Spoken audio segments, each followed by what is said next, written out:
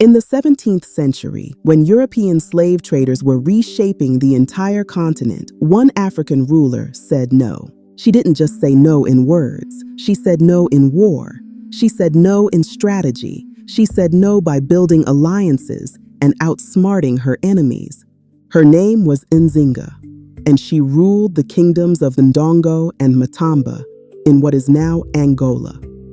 For 40 years, she resisted European colonization and the slave trade.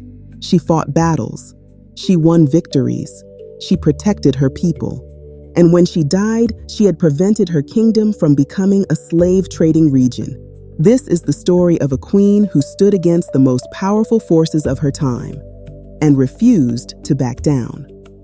I'm Kay, and this is Labari Studio, where we tell you about the African leaders who resisted colonialism and slavery and how history tried to erase their resistance. Nzinga lived during one of Africa's darkest periods, when the slave trade was accelerating, when European powers were arriving in force, when African leaders had to make impossible choices.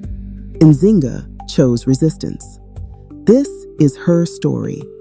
Nzinga was born into the royal family of Ndongo around 1583. Ndongo was a wealthy kingdom in Central Africa. It had resources, it had people, it had power. But starting in the late 16th century, Portuguese slave traders began arriving on the coast. They came with guns, they came with ships, they came with an appetite for enslaved people. Initially, Ndongo's rulers thought they could negotiate. They thought they could trade goods for European products. But it became clear very quickly the Portuguese wanted people. They wanted to capture Africans and sell them into slavery. Nzinga's father died when she was young, and for a time, her brother Angola ruled. But her brother couldn't stand against the Portuguese pressure. He made concessions. He agreed to provide enslaved people. He allowed Portuguese influence to grow in Ndongo. By some accounts, Nzinga's brother even enslaved his own sister to try to appease the Portuguese. But Nzinga escaped, and she began to build support among the people. When her brother died, whether by natural causes or other means is debated, Nzinga seized the throne. She was around 40 years old, and she was not going to make the same compromises her brother had made. When Nzinga took power, she had a vision: to free Ndongo and Matamba from Portuguese control and the slave trade. She wasn't naive. She understood that she couldn't simply expel the Portuguese by force. They had guns, they had ships, they had superior military technology. But she had something they didn't. She had deep knowledge of the African landscape. She had the loyalty of her people. She had cunning and strategy. Nzinga's first move was diplomatic. She requested a meeting with the Portuguese governor. When she arrived at the meeting, she did something remarkable. She refused to sit. The Portuguese provided only one chair for the governor. Nzinga remained standing. This was a power move. It said, "I am not your subordinate, I am your equal."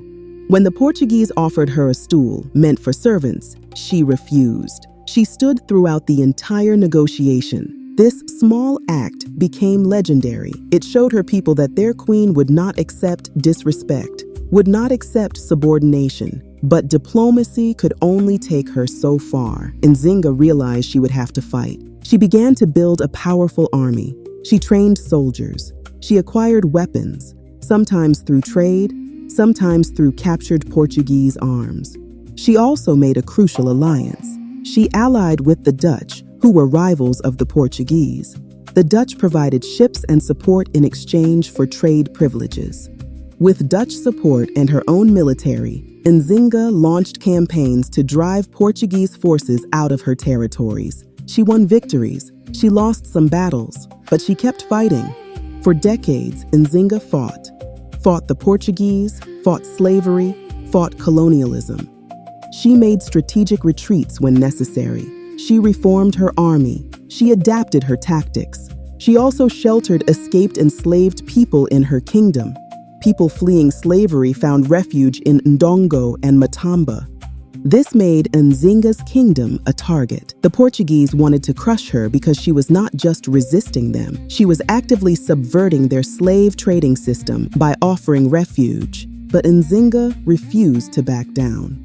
For 40 years, from about 1624 to 1663, she resisted. When Nzinga died in 1663, she had achieved something remarkable. She had prevented her kingdom from becoming a major slave trading hub.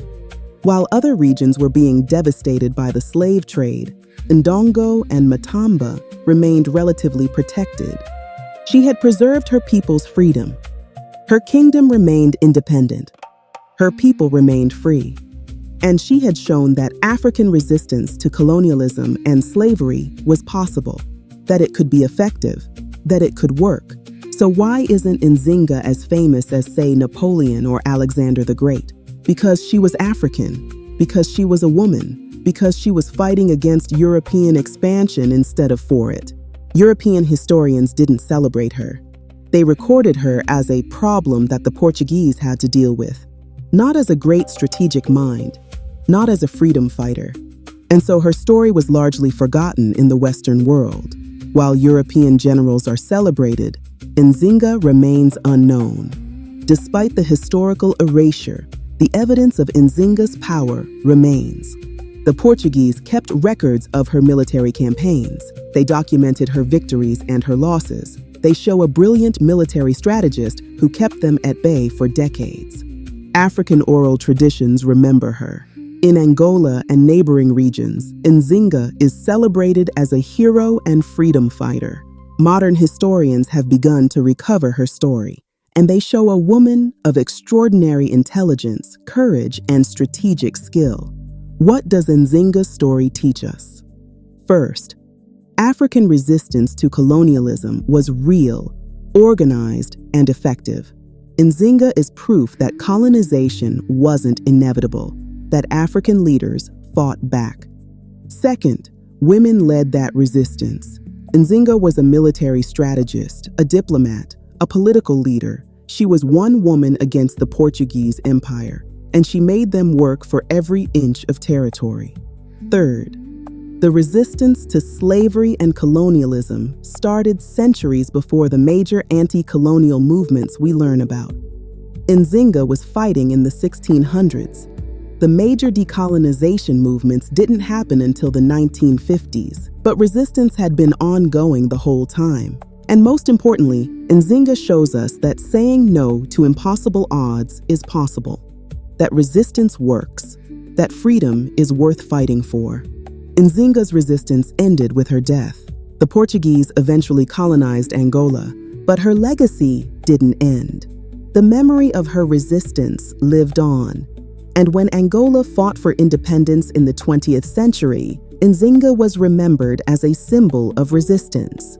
Her story says, your ancestors resisted, your people said no, your freedom matters, and that story never dies. Thank you for watching. If you found this story compelling, please subscribe. New episodes every week.